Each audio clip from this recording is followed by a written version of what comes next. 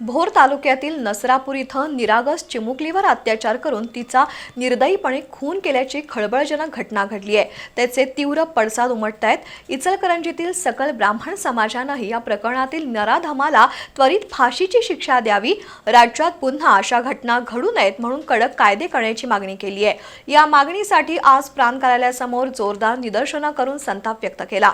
प्रांताधिकाऱ्यांना मागण्यांचं निवेदन देण्यात आलंय। भोर तालुक्यातील नसरापूर इथं 3.5 वर्षाच्या चिमुकलीवर लैंगिक अत्याचार करून तिची निर्दयीपणे हत्या करण्यात आली। ही घटना अत्यंत क्रूर, अमानुष आणि संतापजनक असल्यानं महाराष्ट्र हादरलाय।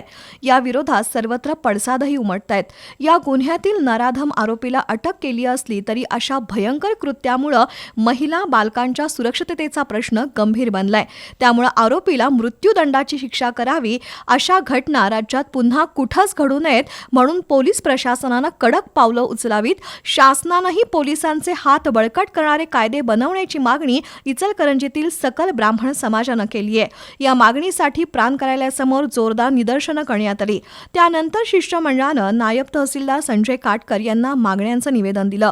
यावेळी सकल ब्राह्मण समाजाचे पदाधिकारी, समाज बांधव उपस्थित होते।